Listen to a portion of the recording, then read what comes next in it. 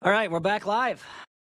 Episode 37 of the Contractor Compass. We've got a new co-host. Excited to have him. We've been on a hiatus for a while. Guys have been busy. Jason, we don't even know where he's at in the country anymore.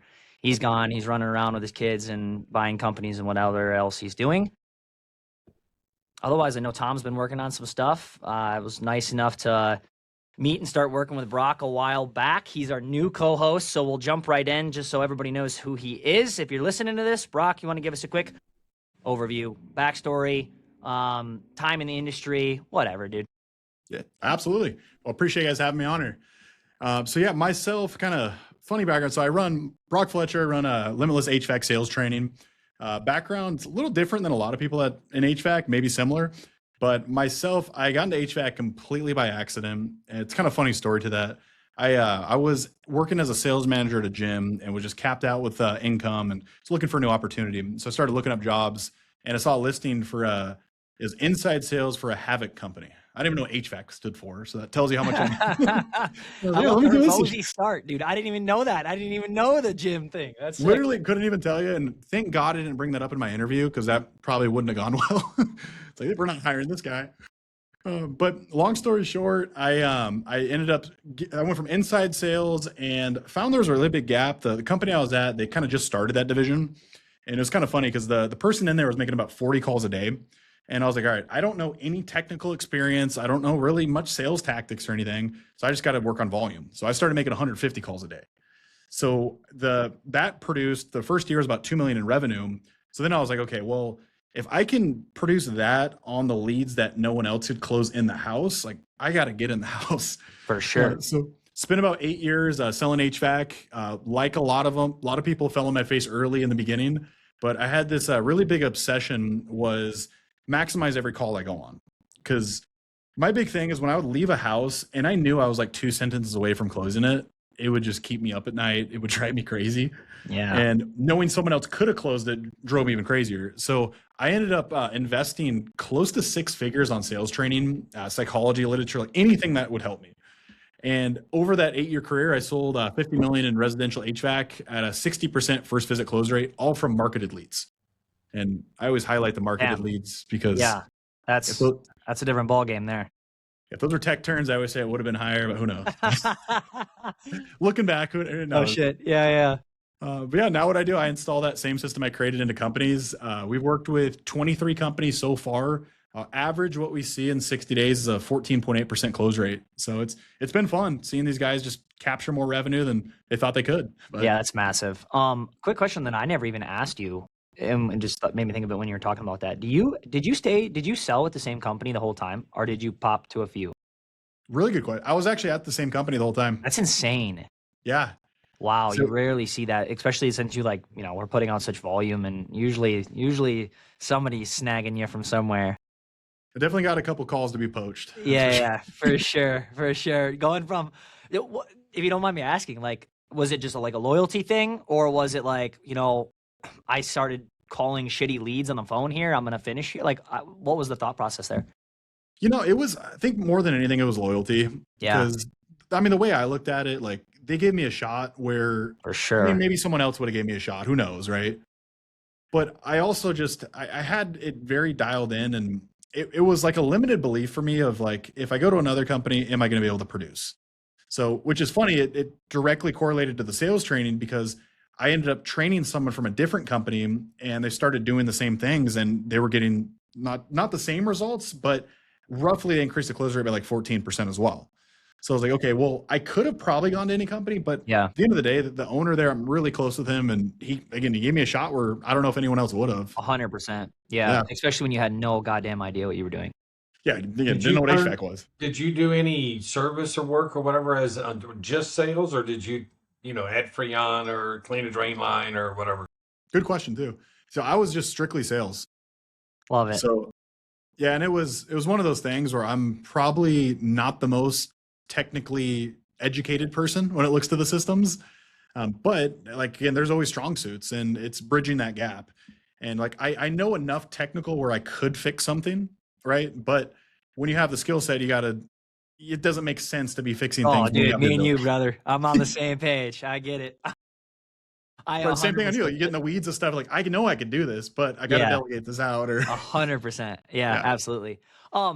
So I mean, we could spend a lot of time. Honestly, we should make that an episode just bullshitting with you on how like the come up through, because that's a lot of volume. And for sure people would be interested to hear that. Also like how people offered you had given you some offers and you didn't take them. Like that's the biggest thing.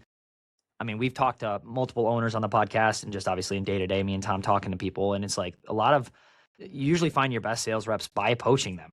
As terrible as it is. So it'd be interesting. That'd be a separate conversation. But what do you think is the number one thing as we kind of progress the conversation? What do you think is the number one thing you see techs and comfort advisors screwing up on in the home today? Really good question. And there's many different ways I can go with this because I wish it was one thing, but it's many. I would say like, if I had to summarize it to one thing without sounding very like cliche, it's going to be the mindset. Because Really? it's honestly, it's like the prejudging of calls I see. They read the notes and they find a reason not to sell it because they had another experience with similar notes, right? So like, not to go on a story, but what really separated me of like, I think doing so well in the field, I had one time where I was learning the process. I was just trying new things, trial and error. And I was on like a bad streak. I think I went like 2 or 3 days in a row without sales, which might as well have been a year, right? Yeah. It's the old joke, because you start looking at the rope in the corner of your closet after a couple of days. Literally, dude. It becomes tough, you know? Yeah, mental for sure. So at that point, I was like, look, I don't care how bad the notes are. Like, I don't care what happens. I'm going to run the exact same process. And I wish I would have recorded this, because in my head, I was thinking about recording it at the time, which I really wish I would have. But so it's one of those customers, right? You get to the door. He says, just to let you know, we're not going to do anything till it breaks. And I was like, all right, just ignored it. And he said, my wife's not here, so we couldn't do it anyways, even if it worked out. Then he said, what was the other one? It was like literally in a book. Like you couldn't have wrote this to be that bad of a customer. Yeah. And it was just terrible. You're like trying to pre-handle objections. He's giving you the objections up front. Exactly. Oh, then it was, and we're going to get 3 quotes whenever we do it in a year. So it's like, all right, what do I have to lose? And long story short, I didn't let that affect me. And roughly about an hour and a half later, it was a $26,000 sale. So for me, that's where I like linked it all together of like, how many leads did I go on and I bought their objections and I didn't go through the process. And that's a whole nother tangent I won't go on, but it's like objections. I mean, complaints are not objections. Yeah. 100%. And you can complain about the price, but that doesn't mean they're not going to do it. Right. Yeah. Yeah. Oh, for sure. Yeah. That's a whole different ball of wax for another episode. Tom, for sure. Feel free to interrupt me, Tom, but then I got a couple questions for you as well. People buy payments. That's right. Yeah, dude, side note. Okay. If you've watched the podcast before, Tom usually has a sign that says people buy payments. That's his thing. And this is a perfect segue. Tom is the money finance guy. So this is a perfect segue into you, Tom. Obviously, we did like 5 podcasts last year. Like last year was crazy with Jason moving around. We were doing 1 a week for 2024, right? So Tom, it's been a while. Before I get into us, let's jump to you. What it's been shaking and baking over there in your world? There's some changes. Well, when we first got together, I was IHCS Finance. And then recently, in early December, we had some shareholder changes and some things like that, and decided to rebrand it to Concierge Express Services, because what we do is we act like a back office finance department for home improvement contractors. And what we call our concierge or white glove is basically the contractor goes out and sells Jane Doe the $12,000 deal. They turn it over to us. We talk with Jane Doe and we say, "Hi, Jane Doe. My name's Tom with Bubba's AC Finance Department, and we understand you need $12,000 for a Rain 3-ton heat pumper, K-pad, and line set. And so we'd like to start by pulling a soft credit pull on you. With your consent, we record all of our calls for quality assurance." She agrees to that. We pull her score. We see where she's at. Is she at 850 down to 750, 655, or whatever? And then we work with the lender stack that we have, and we get her approved. And we call ourselves the turnaround experts, because we have some dealers that already have a Wells or a Synchrony, and then from there they'll use us as the second and third look. So we have the concierge program. We also have a new what we call instant decision application process, code name IDAP. It's basically a digital waterfall platform where the technician goes to goes into the home, sits at the kitchen table after he sells the job, closes the deal. And she said, how do you want to pay for it? Like financing, puts the application in a digital platform, and then pulls a soft pull, and then finds the lender that would say yes. And so we've got our 2 programs. We also do commercial financing, which a lot of HVAC dealers, especially if they're smaller size, what have you, if they run into a business address, they can't use consumer financing for that. So we have commercial financing that if it's a church or or a laundry or clothing store that the landlord's making the renter pay for that, be responsible for that 5-ton package unit sitting on the roof. We have financing for that too. We also have a company called Capital Concierge that helps businesses find business capital. So like if a HVAC company needs working capital or to buy new trucks or some more equipment or even inventory money, things like that, we offer that as well. So consumer side, commercial side, and the business capital side is what we do. We're at your financial service. And if you guys, if you're listening to, if you need to sell your house, Tom will do that. He is a licensed realtor. And he also makes a hell of a hamburger. He's got Tom's Hamburger Shop on the end of 4th Ave. No, I'm totally fucking around. I was like, oh, really? I was selling that, I was right? believing it ever since. That's so funny. Dude, Tom, it's funny. We haven't done an intro or like had you say that out loud since you merged everything, because everything was kind of separate before. That's a lot of shit, Tom. Oh my God. If you could finance it, Tom does it. Yeah. 100%. If you need business capital or you can finance it, Tom does it. That's awesome. Tom, I was going to ask you, is there anything I'm sure there was. I know you said it was like a shareholder changeover and things like that. And I know that was kind of a pain in the ass for you for a while, it seemed like. But is there any other like bonuses to being that you were able to like kind of merge all of these things together? Well, one of the things that it did do is it gave us some additional lenders. And then also during that kind of transition that we were rebranding, we worked pretty extensively on our CRM application process. So now what we do is that instead of the contractor calling us on the phone and go, hey, call Jane Doe, she lives at 1412 Elm Street, here's her phone number, here's blah, blah, blah, blah, blah. We have a dedicated application link for the technician that's branded with the company logo. He clicks on it. He fills out the first screen is who the technician is, the technician phone number, estimated install date, any notes. The next screen is basically the system details, rain 3-ton, duct for 10,000, duct cleaning for 3,000. They want a total is 12,000. They want to put $3,000 down and finance 9,000. The third screen is the customer's name, address, telephone number, and email address. And then when he hits submit, what that does is that comes into our CRM, and it also pushes via text and email an application process to the customer that is also branded with that dealer's name. And what's really nice about that is that, there's all different types of, the technician sitting at the home, it's an older person. It's like, I'm not feeling comfortable giving, it keeps the brand, like congruent across the board. Yeah, that makes sense. But also, from a secure situation, we have a secure FTP service that basically they enter the information on the either text or email, comes into our CRM. They consent to a salt credit pull on that authorization side, pulls a salt credit pull, then we're immediately on the phone with them. Hi, Jane Doe, Tom Murphy from Bubba's AC Finance Department. And we thank you for filling out the application information. We're ready to go. So at that point, we're asking them, if Brock and both of you understand this, you go to somebody's home and it's like, how's your credit? Well, it's, it's pretty good. Yeah, pretty good. I have some. I have some. I got some. Yeah. I've got some. Not a lot left, but I've got some. Right. Yeah. So basically that when they talk like that, the guy that says, I'm a 782.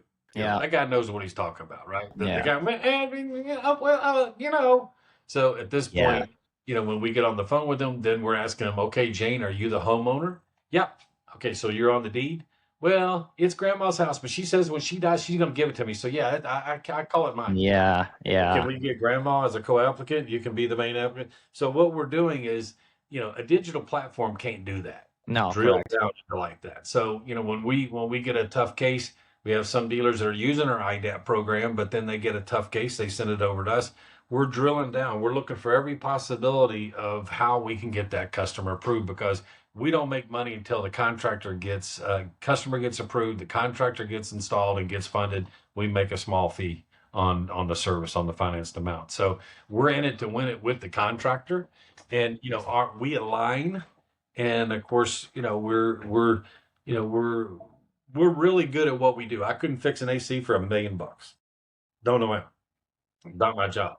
But in other words, we can dang sure get them financed. And again, they need commercial financing, or we're there to serve.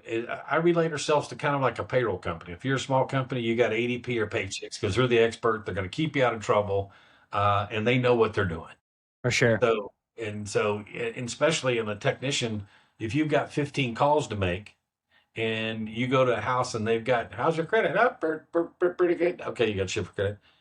Then, as it goes down in FICO score, the stipulations go up. I need photo ID, I need pay stub, I need a copy of your deed. The technician's got more calls to make. He needs to turn and burn. So that way, when he hands it off to us, he knows that with confidence that we're going to do everything we can to work that deal.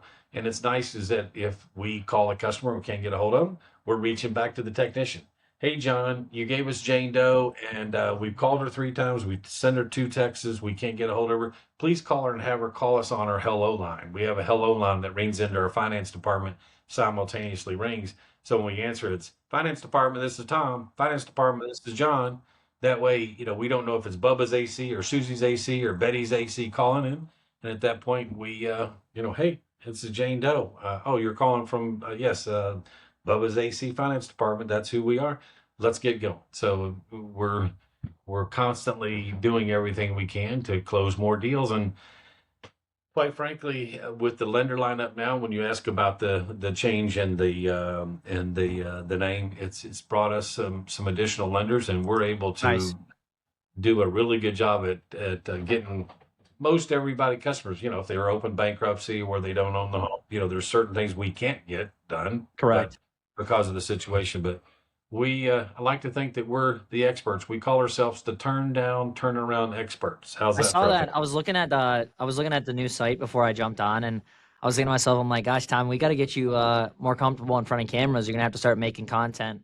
I don't think Brock. I don't know. What are your thoughts on this? You ever see? I never ever see any ads or content from finance companies besides Hearth, which everybody hates. Right. Well, matter of fact, to that point, I as you got a pretty good, cool studio set up there, Colton. I've got another office that I've got the placards in the back. I got the camera. I've got the lights coming. I'm gonna be. It'd be interesting. I'm gonna be TikTok famous, as my daughter Yeah, says. it'd be interesting to see. Obviously, you couldn't disclose a lot of stuff, but it'd be interesting. Tom, it might be a good idea. Is if you get really hard white glove deals that are hard to get done. You could do recaps, weekly recaps of really hard deals that you got done. That'd be so sick. Vendors and guys would like to see that. Oh, this guy's getting deals done that other people can't, and that might bring you some more people as well. And I can honestly tell you, Brock, this is I'll bet you $100 on the side. This is the most word count you'll ever get out of Tom. There we go. On this podcast for the next 7 episodes. That was Tom. That was phenomenal. It's great. You get him talking about finance, he just rips. Otherwise, he's one of the quieter guys. Sweet. I'm not bashful, Colton. I'm not bashful. I know. I'm friends with Tom on Facebook, and I know for a fact that he's super professional, old school. When we first got on podcasts, he's like, well, can I talk about what we do? Hell yeah, Tom. It's your podcast, dude. Of course you can. And but I was thinking of him, yeah, dude, he's getting a little bit more comfortable. This is good. And I always tell him, I'm like, Tom, you got to interrupt me, dude. You got to tell me to shut up. Well, I try to be polite and not jump in, but I'm realizing now that I have to do that with you because you'll ramble on. I'm always ready. I'm trying to get a word in edgewise, Brock. So I'm just take You're it. So I'm right. taking notes right now. You got to jump in, bro. You got to jump in. Yes, you do. You're so right. Awesome. And I was thinking something that I thought was kind of cool, guys, too, is the way we structure this moving forward. And for everybody listening, obviously, we'll bring operators on, right, as guests, as we've done in the past. And Brock, you can bring guys on, and so can Tom, so can I.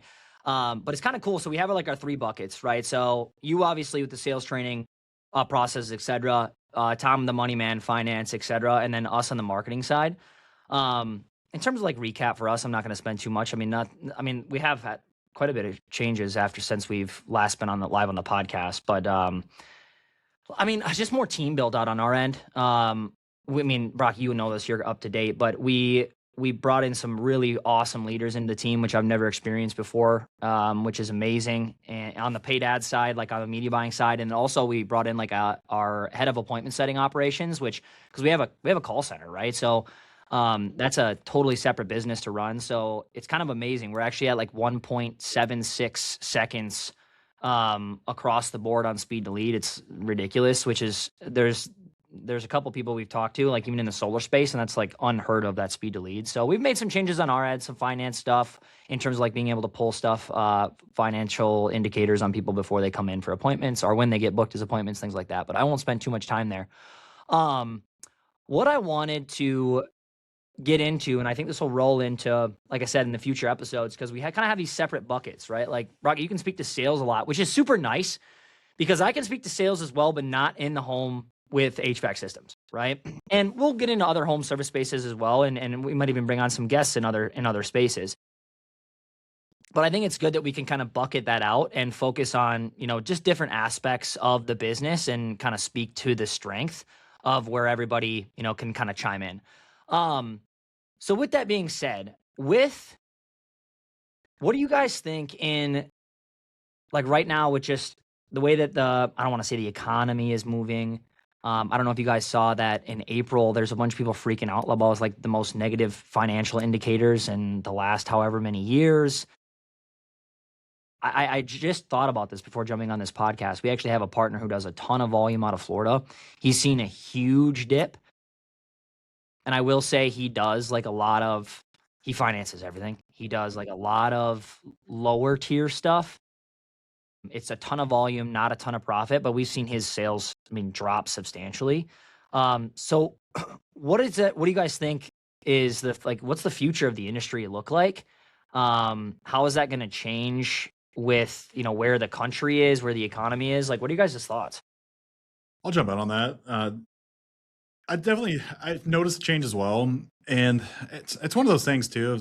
You got to control what you can control. But the difference, what I've been seeing of a lot of companies is acquiring a customer, whether it's from a replacement aspect, whether it's from a tune-up, maintenance, just getting that customer and holding on to them and transitioning that to a sale, right? Because I think when the economy's booming, it's like people want to replace the units, they go and find people to replace, and that's it. But people are they don't know the value of replacing a unit until someone explains it to them. Correct. So I think that process of taking someone to a diagnostic or a tune-up or maintenance and educating them of, hey, if you invest $2,000 in a repair, you're still going to have to replace it, So I think the model as far as acquiring a customer, I could be completely wrong on this and the economy could change tomorrow. That's what we hope for. Yeah. But it seems like it's a little bit slower to gain that customer. Yeah. But once you gain them on like the sales side, I find it's very similar as long as the guys don't get in their head and blame the 3 leads prior because they didn't close because they got complained about economy. Yeah. But I've noticed that a little bit though, for sure. Do you think how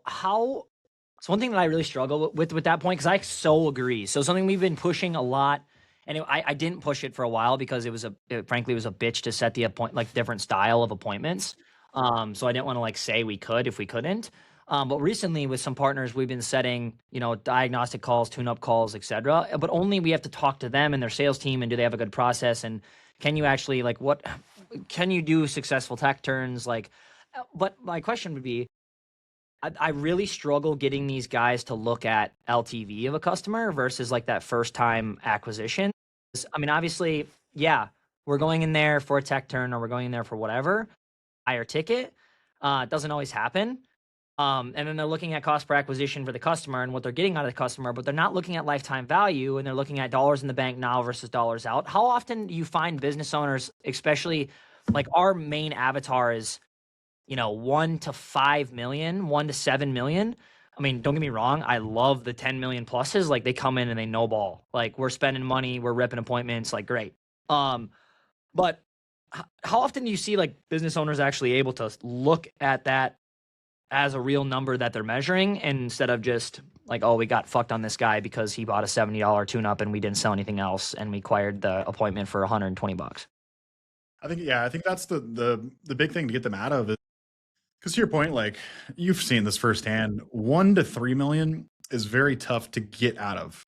Yeah. And the biggest thing, typically, it's going to be obviously a mix of marketing and sales is everything. So once they realize like, hey, if I can acquire a customer, I can get them as a member, that guy's going to replace the unit regardless. And what I've seen really successful, and this is kind of on subject but slightly off, I've had a lot of companies implement, I call it an escrow account for their memberships. I don't know if you ever heard of that before. I haven't. Explained. So basically, let's say it's a member and they pay easy number, $20 a month, right? So, and they've been a member for 3 years. Just for simple math, let's say that's $600 they paid in membership. So an easy way to kind of get that conversation of replacement is the technician would bring up, hey, did the office tell you about the escrow account you have already? I'm like, no, of course not, because why would they know? Then, so yeah, you actually have every month when you pay for your membership, we put that in an account that goes towards a new replacement. So now they have a $600 credit towards replacement, and they don't know what it costs yet. But why I found that works so well, it's two-sided. One is you get to have the conversation of replacement in general. But number two is, it's actually a personal story why I kind of came up with that and design it myself. I heard it before and adopted it. But I had a customer one time, it's kind of a funny story. We were, let's say, simple numbers. We were 15 grand, let's call it. And the other company was 17 grand, but they were giving him $1,000 credit because he repaired. So do the math. That one's 16, we're 15. And the guy was like, well, I don't want to go with you guys because I don't want to lose my $1,000. I was like, well, what do you mean? What? It's $1,000. Yeah, it's $1,000 cheaper with us. He's like, well, but that $1,000 is going to go away. So it's actually going to cost me the same at 16. I was like, that's not how math works. It's like, incredible. Make no logical sense, but in his head, he paid that. He would lose out that money. Correct. It'd be a waste. Yeah. It was a mental thing. The mental thing. So obviously that guy maybe was an extreme example of that. But if they have an account with a credit on it, maybe they don't get as many estimates because they don't want to lose that either. Yeah. So it's a really weird psychology how it works. But I think that's something that really helps companies at least have the conversation, because technicians, especially on maintenance, as they go through that maintenance or a tune-up of $79, and you're going to lose money on that. It's a loss leader, but you have to generate something. Correct. As long as it benefits the customer, obviously, but it's a whole other thing. No, dude, that's a golden nugget. You know what I was just thinking, guys? You guys ever seen the Dropping Bombs podcast with Brad Lee? Oh yeah. Well, I'm gonna have to download a freaking a sound effect for Dropping Bombs. But Riverside gives us some, and I think that was we're not gonna copy Dropping Bombs. I don't know what ours is gonna be called, but I'm giving you a cheer right here. I'll take it.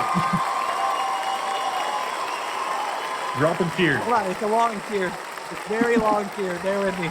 We're still cheering. All right, we're over it. No, that's actually, I've never heard of that. We have to somehow work that in to tell people that. That's killer. And it makes sense too. I mean, it doesn't make sense what that guy was saying, but it makes, like, oh, I've already paid, right? Like it's money that I'm like, well, maybe I'm getting a better system or whatever the financial block might be. It's fear of loss, yeah. 100%. With the, right in that, let's take that 1 to 5 million or 1 to 3. Let's say we have a company at 2 mil.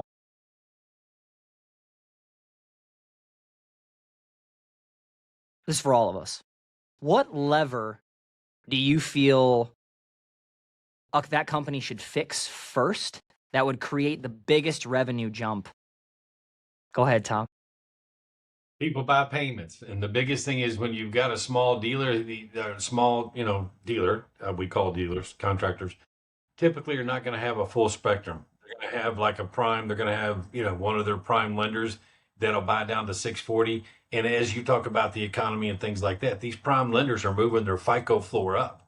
So we're like, maybe Wells Fargo used to be into the 630s. Maybe there's, they got to have a pretty clean 660 or what have you. But again, you're leaving that, which leaves room there. So having a full lineup of where you can handle great credit, medium credit, and not so great credit is you want to close every deal, because when you go to the house and you have the acquisition cost, you roll the truck out there, you're sitting at the kitchen table, and then you can't get the guy approved, you lost some pretty nice money.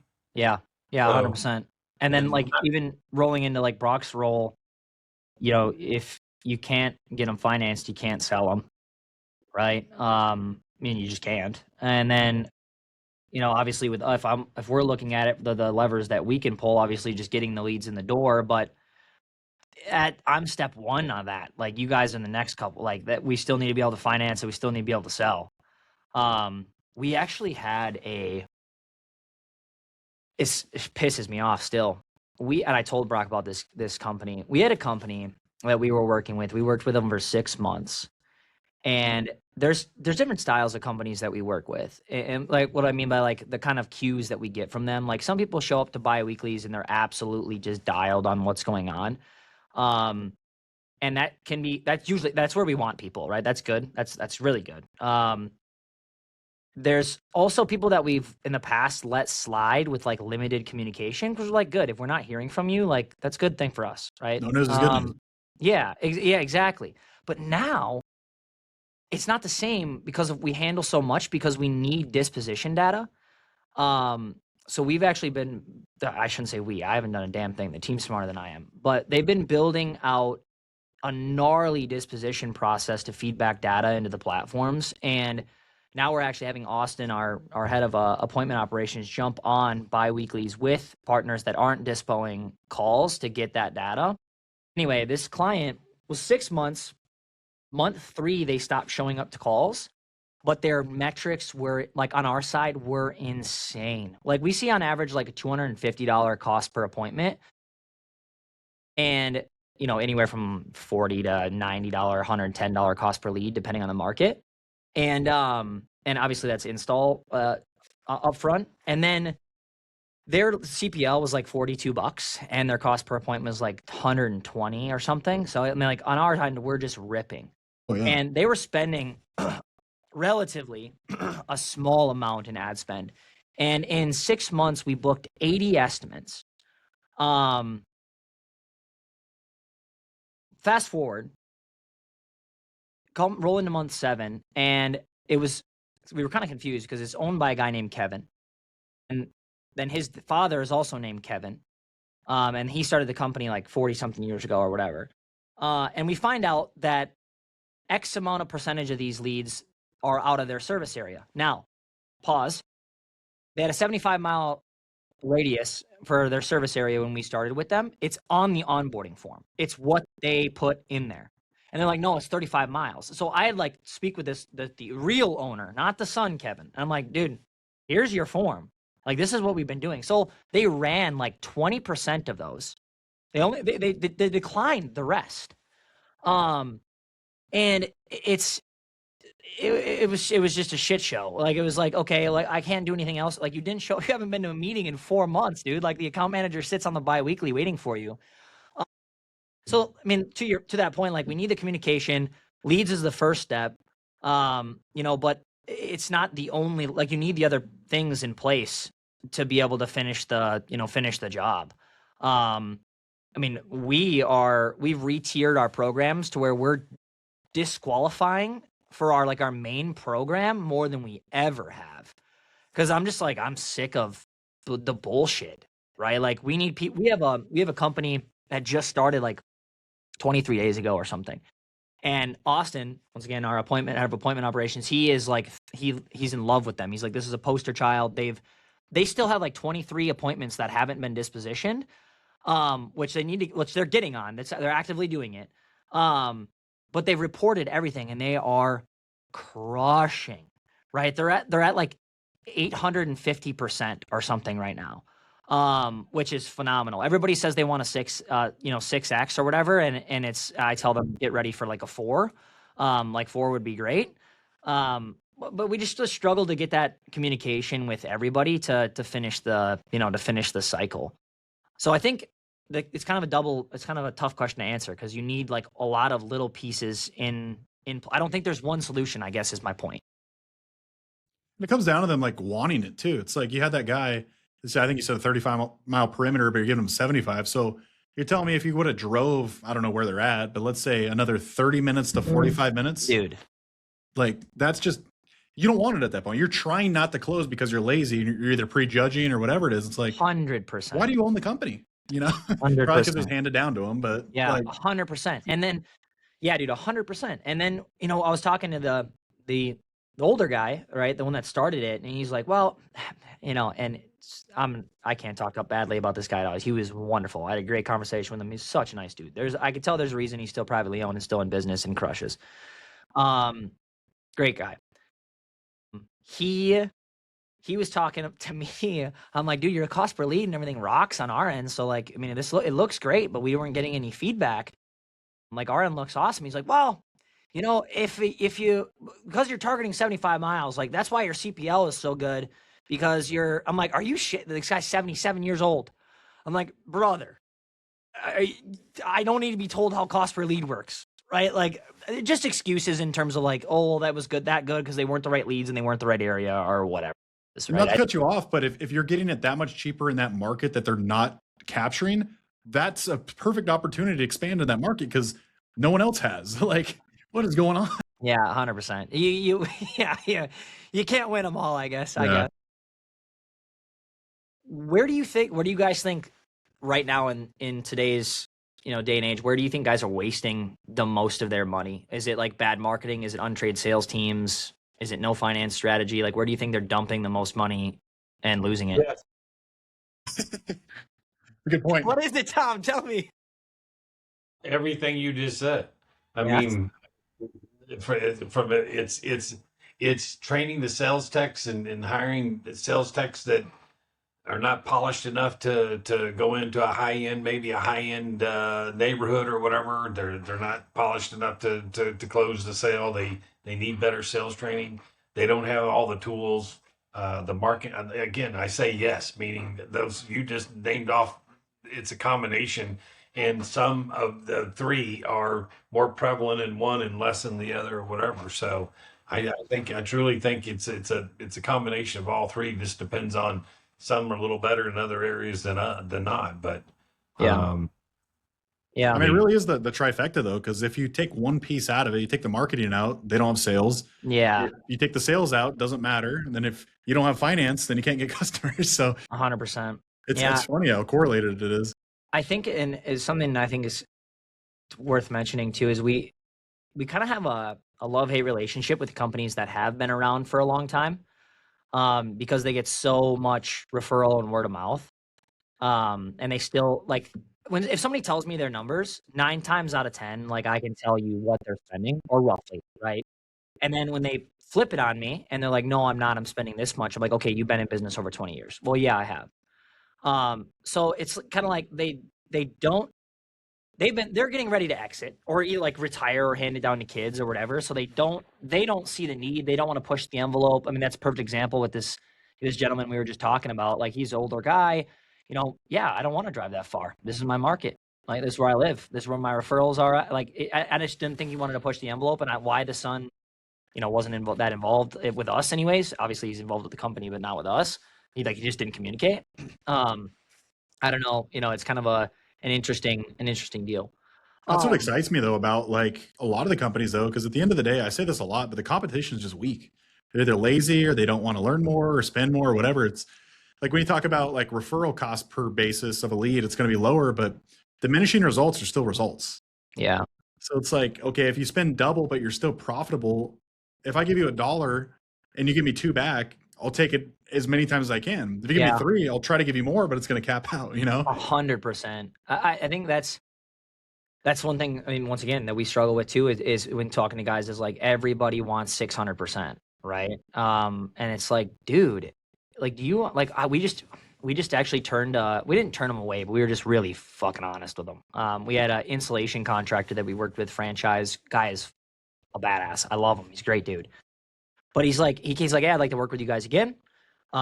This is what we're looking for on this type of spend. And I'm like, brother, it's not like, I don't expect it.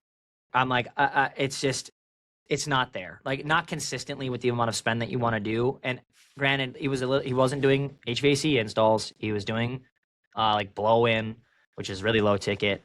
Granted they have, 100%. And they have ways to like upsell, like they're like certified in pest control and other things where they can charge more. They can get their blow-in average ticket to like $7,000 if people buy everything. But yeah, it was just like one of those things like, dude, your expectations are so unrealistic. Like I can't meet them, and it's not worth you wasting your time or us wasting our time. The last thing I want to talk about, and before we jump off, or this runs too long for the first one, then we can get into a lot of stuff moving forward. But what do you guys think? We've talked about this for years now, but what do you guys think that private equity roll-ups are doing correctly, that independent shops are not? I can speak to that. I'm happen to be working with one. But biggest thing is when you talk to a guy that's been in the business 20 years. God damn it, it's worked this way for 22 years. I don't need your their fancy shit, Colton. Bottom line is that they come in, they put a real CFO, they put a real marketing person, or they hire a real marketing company. They it's a business, and they get their SHIT together, and it makes a difference. When you're old school and you're used to doing it this way for 20 damn years, you got a fresh look. They're business people. They're coming in, and they know how to take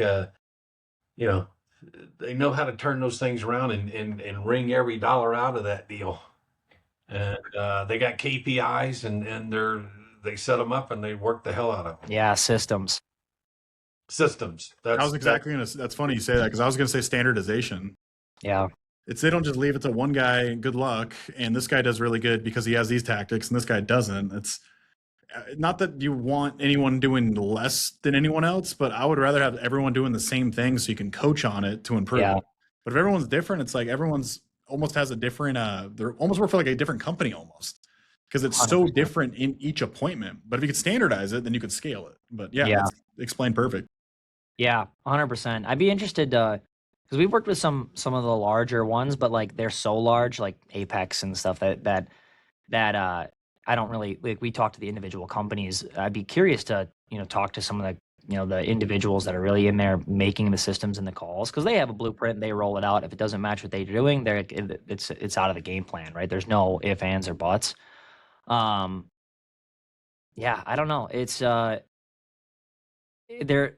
they're nice to work with for that aspect, that at least shit is getting done right, and it's systematized and it's repeatable, and they can. It'd be interesting to talk to somebody. Like I was just looking at Victor Rancor. He's holding some sort of like event soon or something like that, right? And he has like 11 companies now. I like that guy. It'd be interesting to get him on the podcast someday. And I've never even like talked to him personally. I've just DM'd him over Instagram a couple times. I know him. I'd love to see if you're if that's something you want to do, I can work on that. Yeah, that'd be sweet. Because I hate to run, but you're good. Yeah, get out of here, Tom. It's all good. Till the next one. Yep. Well. See you on 38, Tom. See you, buddy.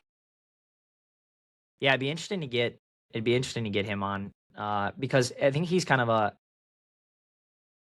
he's in line with, I would say, me and you, in terms of like, he's a sales guys first. I think it was Absolute Airflow or whatever that he initially scaled first. And I've seen some big numbers said about that company. I think it was like 35 million or something they scaled to. And then he started the Profit Rocket Group and started grabbing other companies. But let me tell you, like, I almost want to call, I'm not going to, but like when you see his numbers from month to month, when he gets in a brand new company and like 3 months later, we're doing 80K a month, and 3 months later, they're doing $500,000. I'm like, what the fuck happened? What's going on? Yeah. Like, that's insane. So when we talk about like what levers can you pull, that's a guy that is pulling some serious levers. And I don't know what they are, but he's got a time. But his whole thing is systems, right? It comes in, he rebrands the company. Like, it's everything from top to bottom. It's training, it's sales. He rebrands it. What's that guy in the space? Dan, is it like Anatoly or something that does all the truck wraps? I believe so. Yeah. Something like that. Yeah. And his designs are just like badass. I think he works with him. I think. But yeah, he just does a damn good job. When I talk about pulling levers and boosting revenue, like I'd be interested to know like how he picks his markets, how he identifies what companies are actually coachable and he can work with versus which ones he can't. I mean, it's impressive. I would want to know too, like what percentage of the staff stays on board? Yeah. Because I mean, I think that's a huge problem with a lot of the smaller guys that's been doing it for a long time, is they have a lot of loyalty to their employees, which is good. But when they're not great employees, that affects the whole business. Like not only from that person's performance, but they know if this guy's doing bad, I'm not going to look that bad if I do average. 100%. I think that's a really big piece of these guys. They're so afraid to fire. Yep. Yeah, no, 100%. I agree. Yeah. Cool. Brock, you can stay in the room here. We'll wrap this up. Yeah. Guys that are listening, this is our re-entry into the podcast world. So 38 will be next. Who the hell knows what our topic's going to be? We're going to continue to get some guests on. Just kind of covering the 3 buckets today on like what we can speak to. And it'll be nice to get some operators in and dive in on what they're doing and levers that they're pulling. And it'd be like, for example, we had Tom was nice enough to get like Mike Lang on, his Air on the Clock, 40 something million a year, pushing out a lot of volume. He had a lot of little nuggets that he was able to drop. So I think in the future, we'll continue to push some more of those and get some more guests on. So don't be afraid to bring people up there too, Brock, and we'll chat on the side and we'll get them in here. But anyways, this one's running long. So on the next one, we'll catch you on episode 38. Until then, peace, love, and unity, people.